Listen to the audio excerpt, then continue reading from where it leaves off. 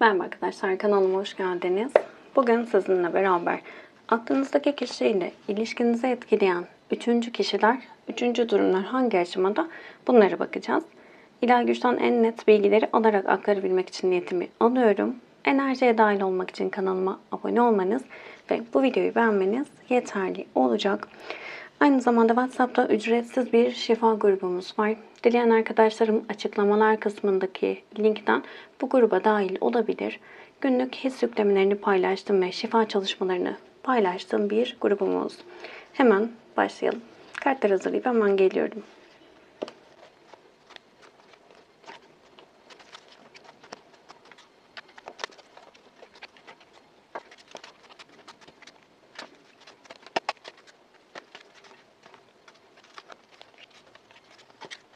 Kartlar hazır. Kartları düzeltirken kısa bir bilgi vermek istiyorum. Birkaç yorum vardı. Bazı arkadaşlarım işte kartların ters düz geldiği ile ilgili yazmışlar. Ve bunun yanı sıra bazı arkadaşlarım sürenin çok uzun olduğunu, çok uzun anlattığımı söylemişler. Aslında genel olarak açılımları kısa olan biriyim. Genel manada çok uzun açılımlar yapan arkadaşlar var ve öyle olması gerektiği için öyle yapıyorlar. Bu konuda da kısa ya da uzun olmalı gibi bir bakış açım yok. Yani doğru olan şudur gibi bir şey zaten yok. Enerjinizin uyumlanmasıdır. Bir açılımın içerisinde bir şeylere takılıyorsanız orada çok size hitap etmiyor olma ihtimali çok çok yüksek. Ya da duyduğunuz şeyler hoşunuza gitmiyor olabilir. İki durumdan biridir. Tutuyordur enerjiniz ama duyduklarınız hoşunuza gitmediği için, o an o bilgiyi almak istemediğiniz için rahatsızlık veriyordur. Ya da enerjiniz tutmuyordur. Enerjinizin tutmadığı bir açılım size katkı sağlamaz zaten. Bunu söyleyeyim. Bunun dışında kartların düz ve ters anlamları olarak. Şimdi ilgilenen arkadaşlarım biliyor zaten, o yüzden de aslında kartlarla ilgili anlamları aktarıyorum. Hatta bir arkadaşım bir kartın anlamını söylememişim, yazmış. O an içerisinde söylemem gereken bir şey varsa söylüyorum bilgi amaçlı, ama yorumlarken zaten o bilgiyi orada aktarıyorum. Yani anlamını yok saymıyorum. Öyle aklınızda takılı kalmasın, emin olun. Sadece özel olarak o kartla ilgili bilgi vermemiş olabilirim o an. Onun dışında dediğim gibi kartların ters ve düz anlamları ile ilgili ilgilenen arkadaşlar bilirler. Bu kişinin kendine kalmış bir şeydir, kodlamasıdır. Benim kodlamamda ben kartların ters ya da düz anlamlarının farklı olduğuna göre yorumlamıyorum, öyle söyleyeyim. Çünkü kartlarda yeterince olumlu ve olumsuz ya da gerekli bilgiyi aktaracak kartlar var. Benim bakış açım, benim okuma tarzım bu şekilde. Ama dediğim gibi işte şu an böyle yapıyorum. Örneğin bir yıl sonra kartlarımla ilgili bu kodlamayı değiştirip ters düz anlamlı olarak değerlendirmeye başlarım. Değişebilir. Bu doğru ya da yanlış diye bir şey yok. Zaten bunu tercihe bırakılmış bir şey, öyle söyleyeyim. O yüzden takılmamalısınız diye düşünüyorum. Ama şunu söyleyeyim, yani o arkadaşım güzel bir soru sormuştu, onun için bunu söyledim. Yani yanlış bir anlaşılma olmasın. Sadece şunu söyleyeyim. Sizin örneğin kodlamanızda, siz kendinizde okuyorsanız, tarot okuması yapıyorsanız, biliyorsanız anlamları, başkasının açtığı, niyet alarak açtığı açılımlarda daha dikkatli olmakta fayda var diye düşünüyorum. Çünkü bu açılımı ben niyet alarak yapıyorum. Kendi enerjimle yapıyorum. Ve bu ne demek kendi enerjimle yapıyorum derken, benim için örneğin tılsım dokuzlusu bir imparatoriçe enerjisidir ve sürekli bunu söylerim. Ama herhangi biri için tılsım dokuzlusu sadece sıradan hayatın güzelleşmeye başladığını, hayat arkadaşını bulma enerjisinin olduğu bir kart olarak da yorumlayabilir. O yüzden örneğin ben ters düz anlamı olarak bakmıyorum. Siz baktınız ki ters geldi benim kartım. Oradaki yorumlamanız farklı olur. Ama o zaman da gelen enerjiyi tam olarak anlayamazsınız, öyle söyleyeyim. Kendi açılımlarınıza tabii ki de doğru olan budur. Çok konuştum ama bu açıklamaları yapmam gerekiyor. Çünkü soru işareti kalsın istemiyorum. Uzunluk kısalıkla ilgili de genel olarak daha böyle net sorular sorarak ilerlemeyi tercih eden biriyim. Bazen 15 dakika süren günlük açılımlarımız yarım saati bulabiliyor. Orada işte kartın anlamı ya da farklı bir bilgi akışı geliyor. Sürekli söylediğim gibi yeni gelen arkadaşlar da duysun. Sıradan bir tarot okuması yapmıyoruz. Bunun için geldiyseniz çok aradığınızı bulamazsınız diyebilirim. Genel olarak açılımların içerisinde gelen bilgileri aktarıyorum ama ek olarak da sadece aklınızdaki kişinin gelip gelmeyeceği ya da yaptığı yapmadığından çıkıp daha çok bu alanda nasıl kendi hayatınızı şifalandırabilirsiniz üzerine bilgi aktarmaya çalışıyorum. O da zaten bu açılımın içerisindeki gelen enerjiyle beraber. Bir açılım içerisinde bir bilgi akıyorsa, emin olun size saçma bile gelse, o videoyu izleyen arkadaşlarımın içerisinde bir ya da iki kişiye bile farklı bir alan açacaktır. Benim için de bir kişinin bile farklı bir bakış açısı getirmesi kendi hayatına çok çok kıymetli. Çok konuştum, özür dilerim. Hemen başlayalım. Şimdi, öncelikle aklınızdaki kişiyle üçüncü kişilerin arasında neler oluyor bunlara bakalım.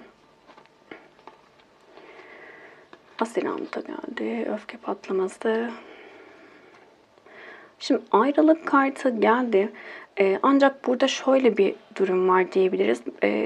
Aralarında şefkat bağının olduğunu çok net söyleyebiliriz aklınızdaki kişiyle üçüncü kişinin arasında.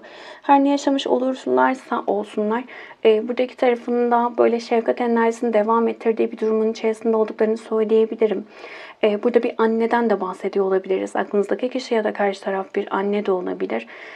Burada artık o şefkati net bir şekilde aralarında devam ettirmeye çalıştıklarını söyleyebilirim. Her zaman böyle ilerlemiyor olabilir. Çünkü biraz Asiranta'da şey vardır.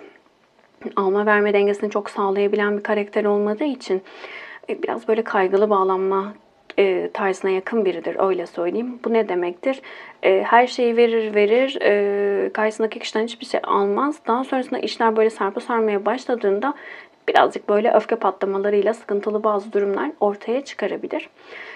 Burada birazcık bu durumlar var diyebilirim ama geçmişten gelen o merhamet duygusu ve şefkatle ilgili de ciddi bir aslında kalıplaşmış bir durum var diyebiliriz.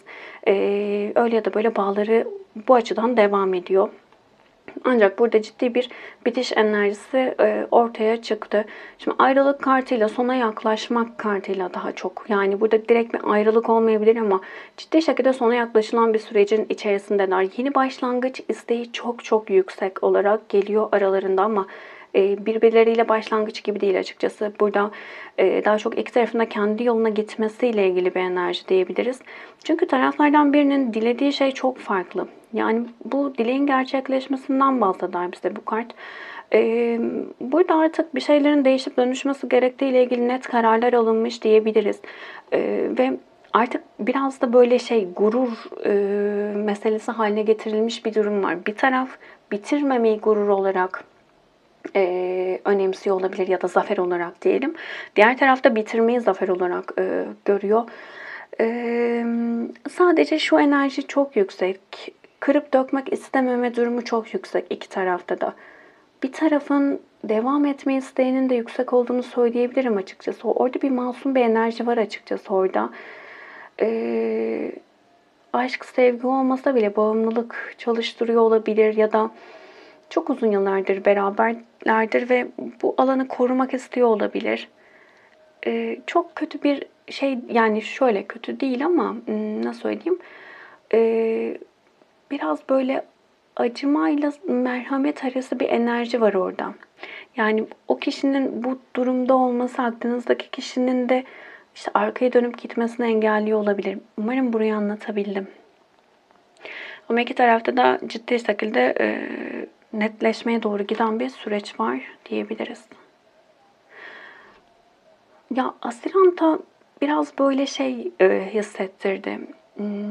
Şimdi bazen insanların ne diyeyim, işte örnek olarak evlidir, boşanacaktır ama boşandıktan sonra ayakta kalması ile ilgili bazı durumlar ne diyelim eksiktir. Burada farklı bir nasıl söylenir, garip, hani kişilere deriz ya garip yani, ama hani manasında kimsesi yok gibi, yanlış da kullanıyor olabilirim ama böyle bir enerji var. Yani sanki tutunacak başka dalı yokmuş gibi. Ama bu gerçekten böyle. Bu illa kişinin ailesinin olmaması, etrafında insanların olmaması ya da maddi durumuyla alakalı değildir. Gerçekten alamadığı sevgiyi, ilgiyi, alakayı işte evliliğe ya da partnere vermiş olabilir bu kişi. Ve yıkılacağını düşünüyor olabilir. Devam edelim. Şu an bu durumda olmalarının sebebi ne? Kılıç dörtlüsü geldi. Kıskançlık geldi. Beğenilmek, ilgi görmek. Ya aslına bakarsanız ciddi şekilde boş bir enerjileri var. Yani boştan kastım şu. Evet, bağımlılık olabilir aralarında ama burada çok böyle bir enerji yok. Yani aşk, sevgi, mutluluk, beğenilme gibi enerjiler aralarında kalmamış olabilir. Buraya şöyle bir şey söyleyeceğim.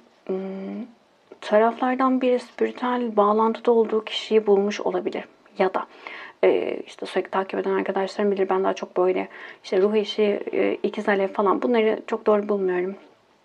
Çok da söyledim, tekerleme gibi artık ama bu alan birazcık değişik. Çünkü insanları hayatımıza çekerken ki bir frekansımız var ve bu frekans evet bazen ruhsal bir bağlantı olabilir. Bazen de bağlanma stillerimizden kaynaklı olabilir. Burada bu alan artık bence biraz kullanılmaya başlanan bir duruma doğru geçtiği için ben söylemeyi doğru bulmuyorum. Çünkü bazı insanlar burada maddi ve manevi çok zarar gördü. Ve görmeye de devam ediyor. O yüzden bu alanı böyle nitelendirmiyorum ama yüksek bir enerjiyle farklı bir alana kayma durumu diyebiliriz buraya. Şimdi bu durumla karşılaşılmış olabilir. Yani farklı bir partnere karşı çok farklı duygular hissedilme durumu yaşanmış olabilir. Şimdi neden bu durumun içerisindeler? Ciddi bir boşluk var aslında içlerinde. Yani bu ilişkinin devam etmesi için gerekli olan sevgi enerjisi burada yok. Evet, saygı olabilir, birbirlerine karşı merhamet devam ediyor olabilir ama ciddi bir boşluk. Bu gibi evlenip ya da beraberliğe başladıktan sonra, yani belli bir süre sonra insanlar der ya, ben hani bu kişide ne buldum derler. Ya da genellikle böyle ciddi bitişlerden sonra ya işte hiç alakamız yok, biz nasıl birbirimizi bulduk derler. Böyle bir boşluk, tanımlanamayan bir boşlukları var aralarında. Ve şimdi burada çok net bir şekilde taraflardan biri artık kendini iyileştirmek istiyor. Bu beraberliğin, bu ilişkinin içerisinde çok net bir şekilde böyle kendini hırpaladığı, mutsuz olduğu ve durgun yaşamıyormuş gibi geçirdiği bir süreç olmuş diyebilirim ve artık bu alandan çıkmak istiyor. Bazı arkadaşlarım diyebilir ki ben partner için dinlemiyorum ama bugünkü açılımda çok çok yüksek bir durum, partner durumu diyebilirim. Aile ya da iş için de dinliyor olabilirsiniz. Kendi durumunuza göre alabilirsiniz. Mutlu olmayan bir iş hayatı, mutlu olunmayan, sevgi alınamayan bir aile hayatı olabilir. Öyle adlandırabiliriz, tanımlayabiliriz. Ama daha önceki açılımlarda yine diğer enerjiler de böyle hissettiriyordu. Bu açılımda çok çok yüksek oran daha çok partner durumu diyebilirim.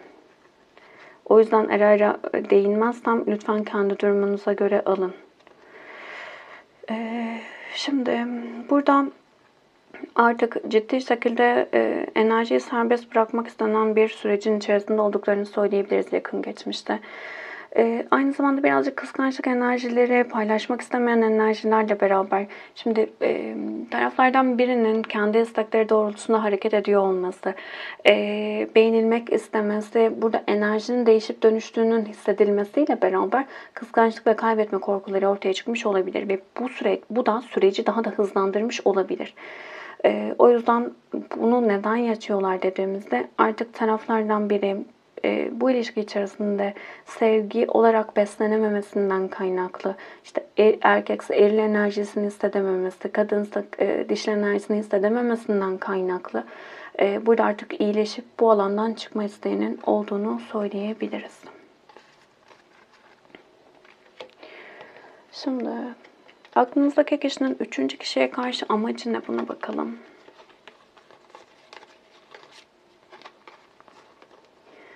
Urmia, uyanış, duaların kabul olması ve güneş kartı geldi. Şimdi bakın, bu kart gizli yoldan bahseder bize. ruh ve madde evliliğinden bahseder. Öyle söyleyelim. Şimdi bu noktada artık bir şeyleri net oturtmak istenen bir sürecin içerisinde olduklarını söyleyebilirim. Şimdi evli olma ihtimalleri çok çok yüksek. Partner için dinleyen arkadaşlarım ya da uzun süreli bir beraberlik olabilir. Ancak burada öyle bir enerji var ki şimdi bu ilişkinin içerisinde bakın yuva kartının şu alan yanma enerjisidir öyle söyleyeyim. Bakın çaydanlık falan var yukarıda. Şimdi burada evet bir şeyler devam ettirilmeye çalışılıyor. Ailenin birliği, işte düzenin devam etmesi olabilir. Maddi bazı durumlar olabilir. Ancak bu alan artık yeterince mutlu etmiyor. Kurtarmak istiyor mu? Aslında kurtarmak istiyor. Buraya bağlılık az çok devam ediyor. Bunu söyleyebilirim. Ancak burada öyle bir enerji var ki bakın Urmia kartı çok sert bir enerjidir. Çok soğuk bir karakterdir.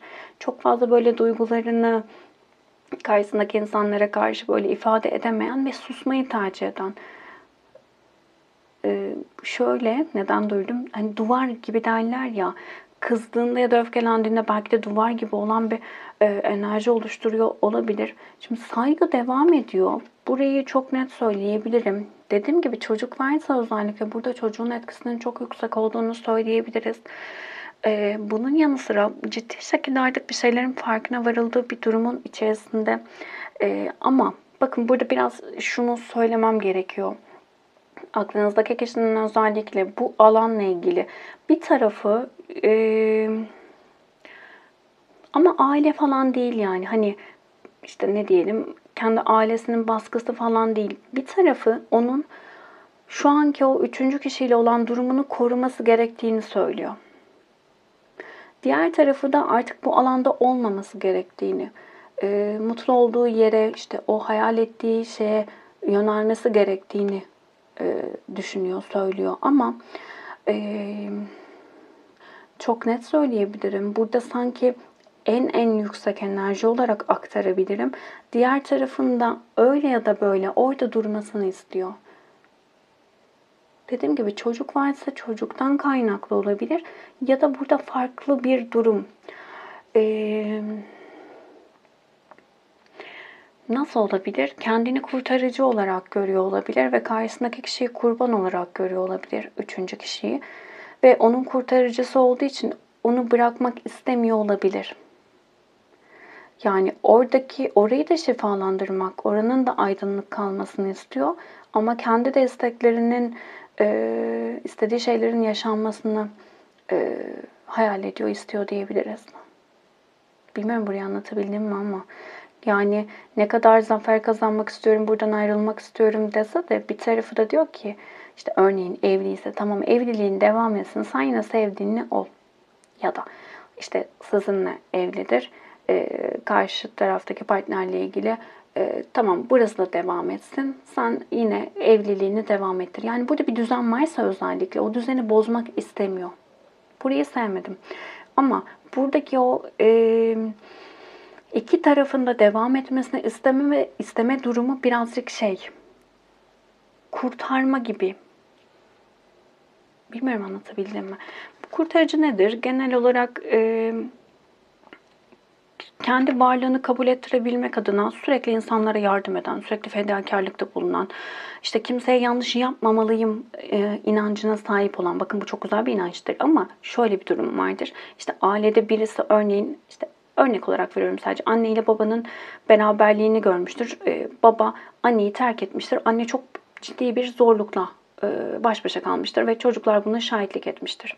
Şimdi bu kişinin bilinçaltına işte terk etmemeliyim inancı, işte terk edersem şu olur bu olur gibi ya da ben babam gibi olmamalıyım inancı yerleşmiş olabilir. Şimdi bu ne yapar?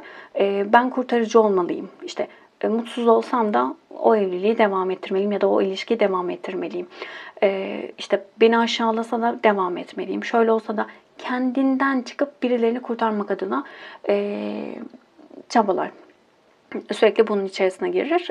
Ama belli bir şeyden sonra aslında görür ki kendisi kurban olma yolunda böyle ilerliyordur. Öyle diyeyim. Şimdi devam edelim. Üçüncü kişinin Aklınızdaki kişiye karşı amacı ne? Buna bakalım.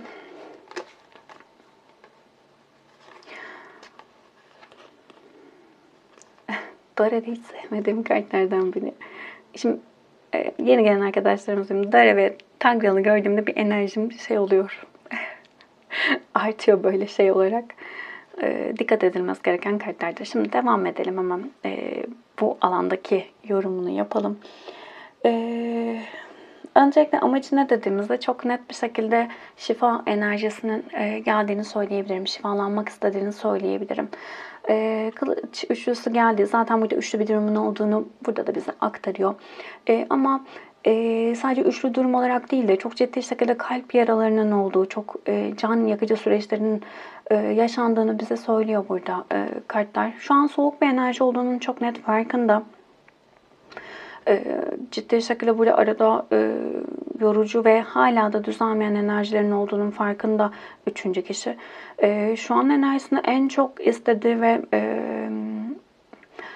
üzerinde durduğu durum aradaki ilişkinin şifalanması, o soğuk enerjilerden sıcak enerjilere geçilebilmesi. Ancak burada şöyle bir şey var. Dare kartıyla beraber çok ciddi şekilde şüphe enerjisinin yüksek olduğunu söyleyebilirim. Ve burada Dare kartıyla beraber nasıl söyleyelim? Burada çok ciddi şekilde her şeyi en ince ayrıntısına kadar sorgulayan bir enerjisi var. Karşısındaki kişiye güvenmiyor. Aklınızdaki kişiye kesinlikle güvenmiyor. Yani bu da çok çok net. Hiçbir güven durumu yok diyebilirim burada.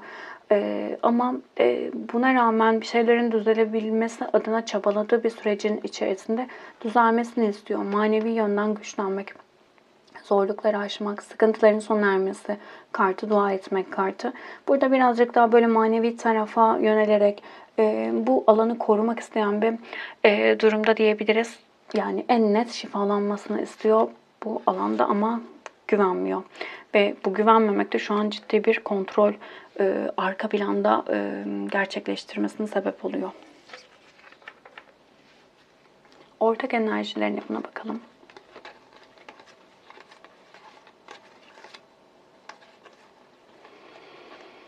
Burada farklı bir bağları var. Yani bunu söylememiz gerekiyor. Şimdi şu kart bize geçmişi hatırlama, özlemekten bahseder. Özlem kartı da geldi. Çok net bir şekilde.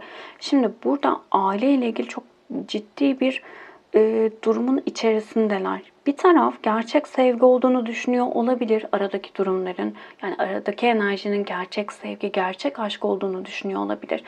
Burada ruh eşi olduğunu da düşünüyor olabilir taraflar, öyle diyeyim. Yani en azından karşı taraf bunu böyle düşünüyor olabilir.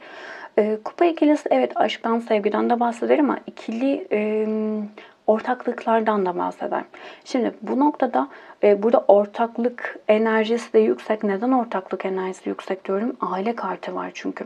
Şimdi genel olarak huzur ve güzel bir enerjinin artık şu an için en azından kalmadığını söyleyebiliriz. Geçmişe karşı ciddi bir özlem içerisinde bulunuyorlar. Aradaki sıkıntıların ortadan kalkmasını istiyorlar mı? Evet, aradaki sorunların ortadan kalkmasını istiyorlar. Ama bu sürecin içerisinde ikisinin de sabrettiği bir durum var diyebilirim. Ne istediğini dikkat ile değerlendir der bu kart. Burada biraz sabretmeleri gerekiyor ama biraz farklı bir sabır buradaki enerji diyebilirim. Aile karmaları olabilir. İki tarafta böyle bir durumla sınanıyor olabilir.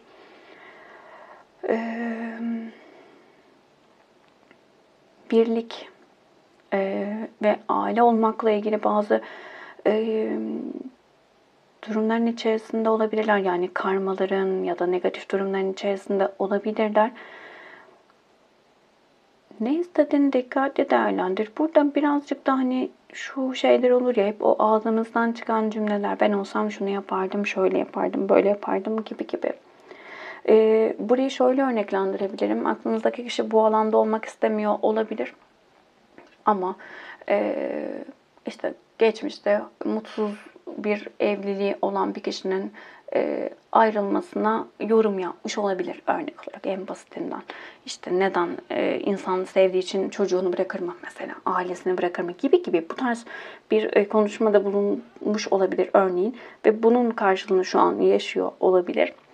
Buraya birçok şey söyleyebiliriz. Geçen de açılımın bir tanesinde hangisi olduğunu hatırlamıyorum şimdi ama karmalarla ilgili böyle bir bilgi aktarmıştım. Çok net de hatırlamıyorum hangi durum üzerine ama birçok arkadaşım işte şu olmuş, ondan olur mu, bundan olur mu gibi sorular sormuşlar. Arkadaşlar ailenizdeki yaşanan her durum, yani 7 kuşak deniliyor ama yeni yapılan bir araştırmada çok çok daha ileriye gittiğini söylüyor. Tam sayıyı hatırlayamadım ama yani 7 değil 2 basamaklıydı, yani öyle söyleyeyim size. Onu da tekrar kontrol eder söylerim. Yani burada demek istediğim, annem terk edilmiş, şu olmuş tabii ki de, ama şunu da diyemeyiz. Bakın evet kesin bu yüzdendir denilemez. Çünkü şimdi örneğin geçmişte herhangi bir atanızın yaşadığı bir durum var ve sizin üzerinizde de etkisi var. Aile dizimi yaptırdınız, şifa çalışmaları yaptırdınız ya da farkındalığınız arttı.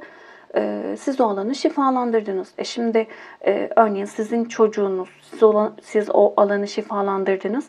Sizin çocuğunuz bu durumdan etkilenir mi? Hayır, siz kırdınız zaten zinciri orada. Yani oradaki o karmayı siz bitirmiş, o duran enerji akışını tekrar sağlamış oluyorsunuz. O alanı temizlemiş oluyorsunuz bir bakıma, öyle söyleyeyim. Doğru çalışmalar yapılırsa.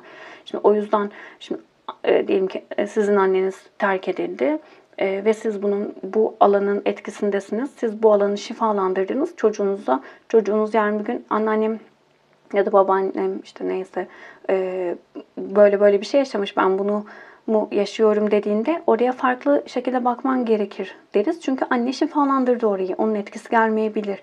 Ama oraya bir şifalandırma yapılmadıysa tabii ki de etkisi gelebilir. Yani şunun için söylüyorum. Oturduğumuz yerden şu evet öyledir, böyledir diyemeyiz yani herkes için. Genel bir bilgi aktarıyorum burada. Örneğin terk edilmek çok büyük bir travmadır. Ve ikili ilişkilere şahitlik eden bir çocuğun bunu psikolojik olarak da konuşalım. Psikolojik olarak da baktığımızda çocuğun bundan etkilenmesi her türlü çok çok normal. Yani baktığımızda birçok alandan zaten etkiyi alırız. Ama direkt işte şundan bundan bunu diyemeyiz. Bununla ilgili iyi bir araştırma yapılması gerekir. Ama her zaman diyorum, işte böyle bir durum yaşadıysanız bu alana bakmanız gerekir. Çünkü sizin hayatınızda da etkileri var. Ama işte bir atanız maddi zorluk yaşamıştır, işte iflas etmiştir. Ama siz şu an hayatınızda maddi bolluğun içerisindesinizdir. Böyle bir şey yaşamıyorsunuz. Şimdi o atanın sizin üzerinizde etkisi var diyebilir miyiz? Ama siz de maddi olarak sorunlar yaşadığınız, iflas ettiğiniz bir durumdaysanız o zaman deriz ki o zaman bir bakman gerekir o alana. Yine oradan geldiğini söyleyemeyiz. Çok ince ve ayrıntılı bir konu. Yani özellikle yazan arkadaşlar olduğu için aklından geçiren arkadaşlar da olmuştur. İşte annem şöyle oldu, babam böyle oldu, işte bilmem kim şöyle oldu, var mıdır? Hayatınızda bu alanlarda benzer durumlar yaşıyorsanız tabii ki de vardır diyebiliriz. Ama illa o kişiden geliyor da değildir.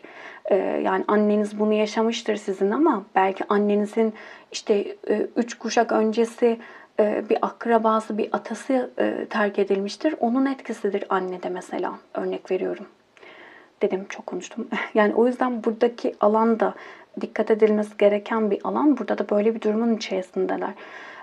İki taraf da aslında enerjiyi korumaya çalışıyor, düzeltmeye çalışıyor. Geçmişe takılı kalan bir enerjileri var iki tarafında. Geçmişe karşı bir özlem var. Ve aile kavramları iki tarafında çok güçlü olabilir. Bu ne demek? Korku olabilir, bitmemeli inancı olabilir. İşte her ne olursa olsun devam etmeli inancı olabilir. Bir ortaklık gibi görülüyor olabilir evlilik. Maddi manevi her şey olabilir. Ama biraz önce burada gelen kartta da dediğim gibi burada birazcık tarafların birbirine karşı bir merhamet, hatta şöyle söyleyeyim, özellikle aklınızdaki kişinin üçüncü kişiye karşı merhamet ve acıma duygusu var. O yüzden bu alan birazcık daha farklı bir enerjiye doğru kayıyor diyebiliriz. Şimdi sizin ilişkiniz hangi durumda şu an, buna bakalım. Mida geldi. Çözüm arayışı, kılavuz, yıldız. Bakın yıldız kartı da karmalardan bahseder. Şimdi şunu da söyleyeyim. Çok konuşuyorum ama konuşmam gerekiyor. Ya bunları bilmek gerekiyor. Bunların farkına varmak gerekiyor. Karşınızdaki kişi ya da ilişkilerinizdeki durumlar sizin aynanızdır. Bunu unutmayın lütfen. Karşınızda evli bir insan varsa ve onun eşiyle onun arasındaki o enerjiyi örneğin konuşuyorsak şu an. Bu alanı neden yaşıyorsunuz? Bu durumu neden yaşıyorsunuz? Neden böyle bir durumun içerisindesiniz? Buna bakmanız gerekir.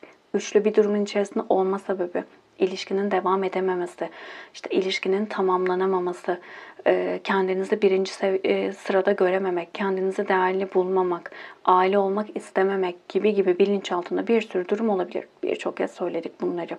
Şimdi burada bakın, kötü giden aile ilişkileri, bu kart çok yorucu ve sıkıntılı bir karttır. Şimdi burada şunu söyleyebilirim size.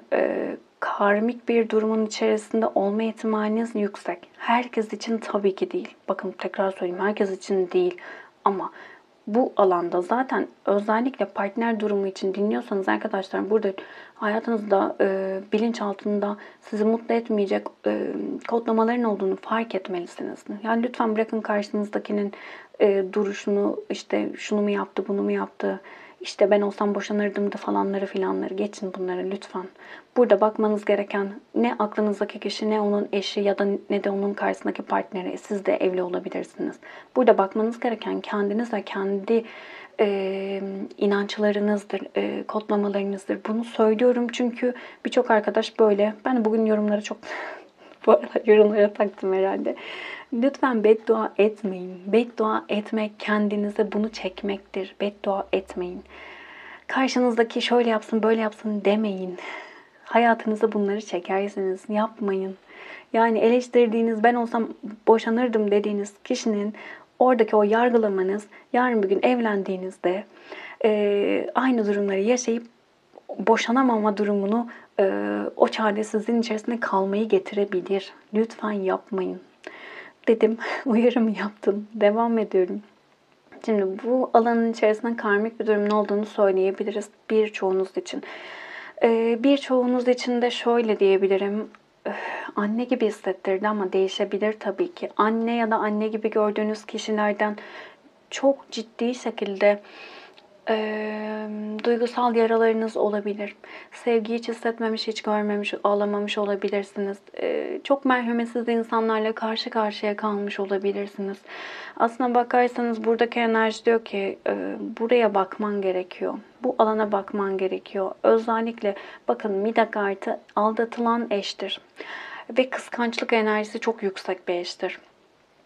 Öyle söyleyeyim. Şimdi bu noktada bu alana iyi bakmanız gerekiyor. Nasıl söyleyeyim?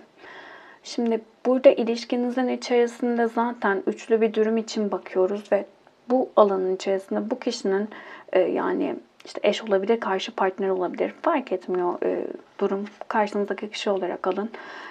Buradaki o enerjiyle ilgili ne yapacağınızı çok da bilemeyen bir durumun içerisindesiniz diyebiliriz.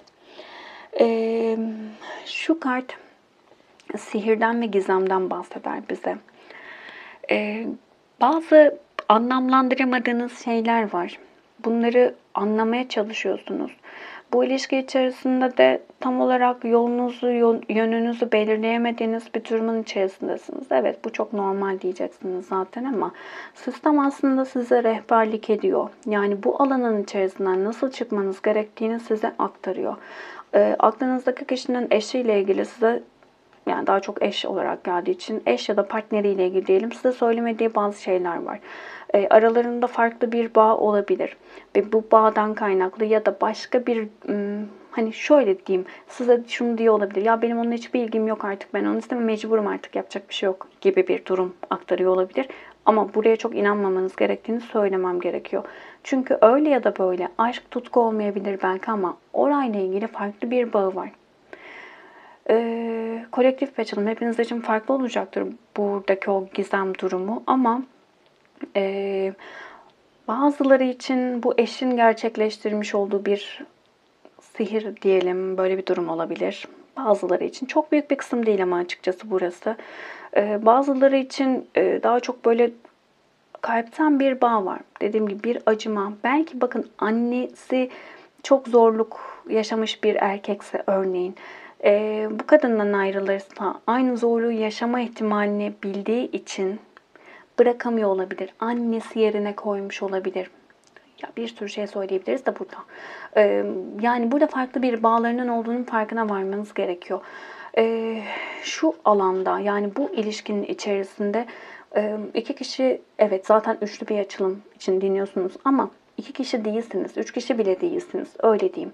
Burada çok ciddi bir ailesel karma olabilir. Siz özellikle bu ilişkide iki tarafta acı çekme odaklı diyebilirim.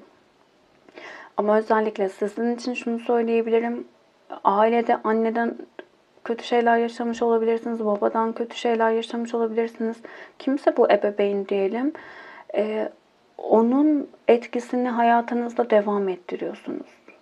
Yani şöyle, hep aşağılandıysanız aşağılanmak zorunda olduğunuzu düşündüğünüz bir durumun içerisindesiniz. Onaylanmamış bir çocuksanız, toplumun onaylamadığı bir durumun içerisinde kalmayı tercih eden bir enerjidesiniz. Acı çekmeyi normal ve doğru olarak gören bir enerjidesiniz.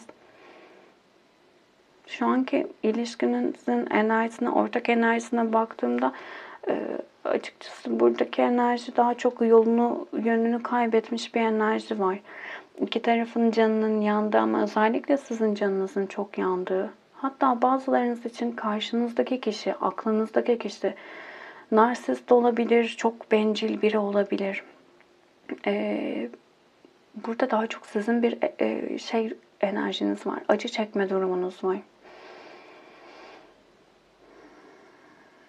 Buraya dikkat etmekte fayda var. Açıkçası kartların genelinde aşk, sevgi anlamlarını hiç hissetmedim. İki taraf için de hissetmedim. O yüzden burada karşınızdaki kişinin size davranışları ve tutumlarına çok dikkat etmelisiniz. Gerçekten aranızda sevgi var mı? Buna odaklanmalısınız. Burada ben birçoğu için bunu hissedemedim açıkçası. Yakın gelecekte üçlü durum ne olacak diye sorduk. Çok garip bir enerji şeyi var. Yani bir taraftan diğer tarafa karşı, diğer kişiye karşı şeyi var. Merhameti var. Ama sanki size karşı merhameti çok yok gibi hissettirdi. Ya burayı güzel değerlendirin. Yani gerçekten sizi seviyor mu? Ama en önemlisi siz gerçekten onu seviyor musunuz? Burada birazcık bu enerjiler eksik. Öyle diyeyim ya. Şimdi aralarında neler olabilir dediğimizde ölüm kartı geldi. Devletle ilgili bir işin çözülmesi kartı geldi. Şimdi bakın hayat ağacı. Şimdi burada öyle bir enerjileri var ki bu kişiler bağlı birbirine. Ama şunu söyleyeceğim. Bu bazıları için nasıl söyleyeyim? Zoraki bir bağlılık da olabilir. Yani şöyle biraz önce sihir kartı geldi ya. Burada farklı bir bağları olabilir. Bazıları için psikolojik olarak birbirlerine bağlı olma durumları diyelim. Bazıları için de farklı enerjilerden kaynaklı olabilir. Ama bağ var yani çok net bunu söyleyebilirim. Önlerini göremedikleri bir sürecin içerisinde olacaklar. İki taraf da çok ciddi şekilde sevilme ihtiyacı içerisinde. Yani bu iki kişi de ikisi de sevilmemiş. Bir tarafı kurban rolünde, diğer tarafta kurtarıcı rolünde olan bir enerjiye geçmişler diyebilirim genel olarak. İlişkileri böyle yürümüş. Yani örnek olarak söyleyeyim. Video izleyen arkadaşım kadınsan eğer karşındaki özellikle güçlü bir kadın olarak görülüyorsan dışarıdan öyle diyelim. Karşınızdaki kişi partneriniz siz onun eşi de olsanız, sevgilisi de olsanız fark etmiyor. Sizin yanınızda kendini çok böyle eril olarak hissedememiş olabilir. Şu an o karşı tarafın o kurtarıcılık rolü, kurban rolü kurtarıcı olarak ortaya çıkmasına sebep olmuş olabilir. Burada genel olarak eril dişil dengeleri bozuk. Yani diğer tarafın da üçüncü kişiyle aklınızdaki kişinin de bu şekilde sizinle onun arasında da böyle. Bazen nasıl söyleyelim benzer enerjilerden dolayı, yani bu tarz durumdan dolayı başka bir arayışa girir kişi. Bazen de o durumun içerisinde mutlu olmayıp yine eski o acı çektiği alana doğru gitmek ister. Böyle bir durum olabilir. Ne olacak dediğimizde aslına bakarsanız burada bir bitişe doğru yol alacaklar ama ciddi bir belirsizlik içerisindeler.